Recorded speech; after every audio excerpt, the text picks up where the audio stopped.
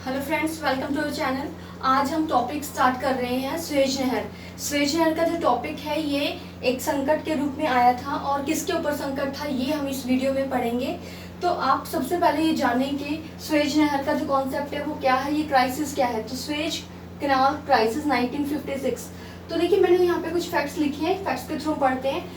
1859 में क्या होता है, स्वेज नहर का निर्माण होता है। ये निर्माण का काम किसने किया, तो इंजीनियर का नाम जो था वो था फर्डिनेंड। फर्डिनेंड नाम का एक इंजीनियर था फ्रांस में ही फ्रांस की कंपनी को ये प्रोजेक्ट दिया गया, ये कॉन्ट्रैक्ट दिया गया। उन्होंने क्या किया, स्वेज नहर का निर्माण किया।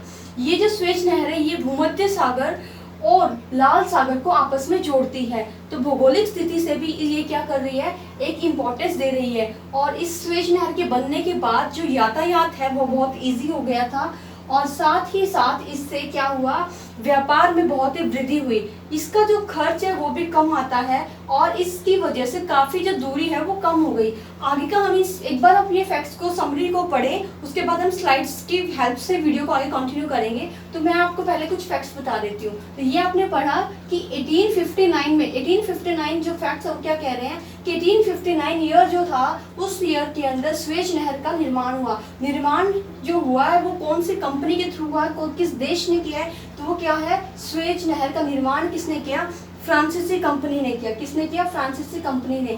फ्रांसीसी कंपनी ने जो निर्माण किया तो उसमें एक इंजीनियर भी थे और इंजीनियर का नाम क्या था, फर्डिनेंड। क्या नाम था, फर्डिनेंड। नेक्स्ट आपका कि स्वेज जो नहर बनाई जा रही थी वो कब तैयार हुई, 1869 में ये बनकर तैयार हुई। क्या हुई, ये बनकर तैयार हो गई। यानी कि यहाँ पर जो काम चल रहा था, निर्माण काम, वो कंप्लीट हो गया।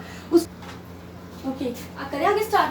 इसके बाद क्या हुआ, 1875 में जो स्वेज नहर है इसका क्या हो गया, प्राइवेटाइजेशन। तो देखिए जब ये स्वेज नहर बनाई जा रही थी, आपको पता है इसमें बहुत से देशों का इन्वॉल्वमेंट था। खासकर ये जो इसके अंदर मिस्र का, तुर्की का और किसका था, फ्रांस का भी इसमें शेयर था। लेकिन इसका प्राइवेटाइजेशन जब हुआ, निजीकरण जब हुआ, तो 1875 में मोस्टली शेयर्स किसको सेल कर दिए गए, ब्रिटिश को। यानी कि ब्रिटेन को इसके शेयर्स सेल कर दिए, जिसकी वजह से क्या हुआ, अधिकांश शेयर किस पे चले गए, ब्रिटेन के पास। और ज्यादातर शेयर ब्रिटेन के पास जाने के बाद इसका क्या हो गया है, निजीकरण हो गया। अब इसके ऊपर किसका अधिकार हो गया है, ब्रिटेन का भी अधिकार हो गया है। और जैसा कि आपने पढ़ा है 18वीं 19वीं शताब्दी में ब्रिटेन का बहुत ही ज्यादा बड़ा रोल रहा है। ब्रिटेन बड़ी शक्ति के रूप में था। यहाँ तक कि जो अमेरिका आज एक बड़ी शक्ति है उसके ऊपर भी क्या रहा है, कंट्रोल रहा है, किसका,